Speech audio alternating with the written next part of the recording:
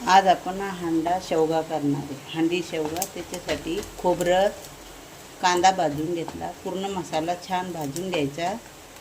मग मिक्सरला लावून बारीक करून हांडी आपण शेवगा करणार. ते दगडफूल,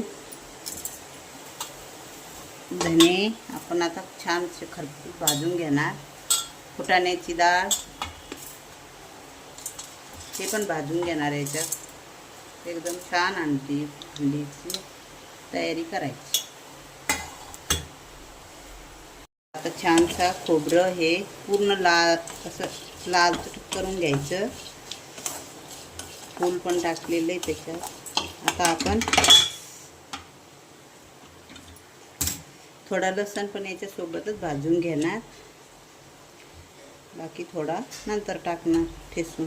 सांबाराच्या काड्या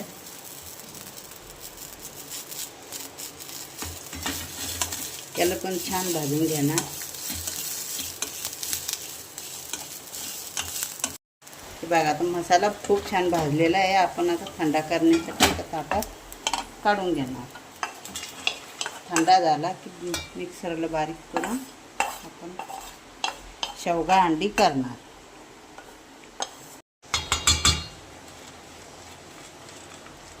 मसाला मिक्सरमधून बारीक करून घ्या.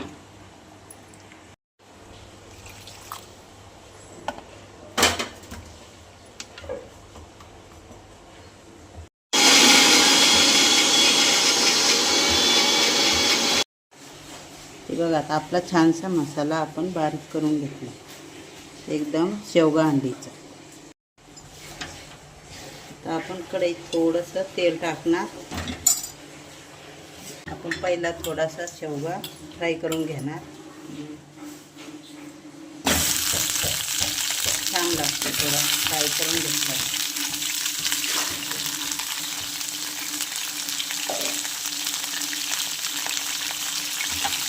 आता आपण थोडा शेवग्याच्या शेंगा फ्राय केल्या.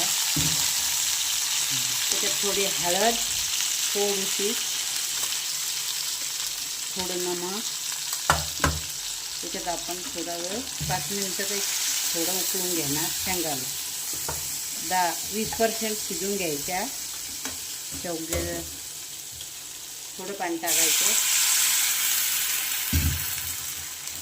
आता थोडं झाकण ठेवून उकळून घ्यायचं थोडा टाईम, 5 मिनिट. आपण आता शेवगा हांडीसाठी हांडी ठेवलेली आहे. त्याच्यात तेल टाकायचं. थोडं जास्त तेल टाकायचं. लसण टाकून घेणार. फ्राय करून घेणार लसणाला. आता लसण छानसा फ्राय झाला की मसाला टाकायचा. आपण जो कांदा मसाला वाटून घेतला तो टाकणार.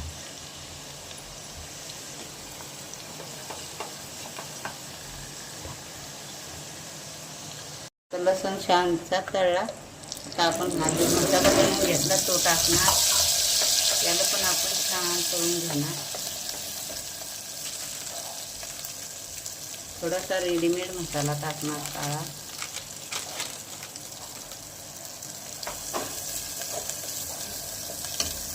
माझ्याकडे मिरच्या नव्हत्यात, मी मिरची पावडर यूज करणार.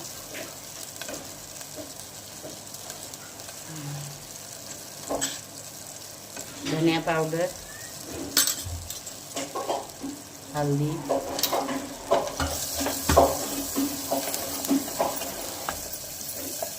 थोडं मसाल्याचं पाणी टाकणार. मसाला छानसा फ्राय होतो. मग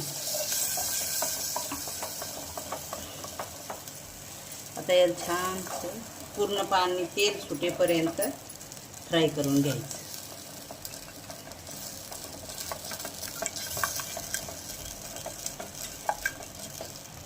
कमी गॅसवरच छान फ्राय करून घ्यायचं. थोडी कोथिंबीर पण टाकून घ्यायची. आता थोडी नंतर टाकायची. आपले शेंगा पण छान आता उकडले ते. आता ह्या आपल्या पूर्ण शेंगा शिजलेल्या आहे. आपण फक्त थोड्या उकळणार हांडी. आता आपला मसाला छानसा झालेला आहे. थोडंसं अजून फ्राय करू, पूर्ण तेल सेपरेट होईपर्यंत. आता भरपूर झाला, थोडा टाईम करायचा. आता आपलं तेल छानसं सेपरेट झालं. आपण आता शेवग्याच्या शेंगा टाकून घ्या.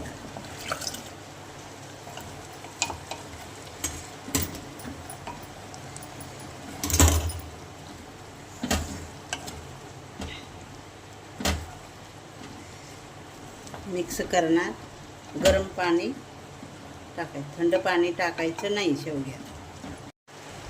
गरम पाणी हवं तितकी आपल्याला भाजी, आपण गरम पाणी टाकून घ्यायचं. फिरून घ्यायचं.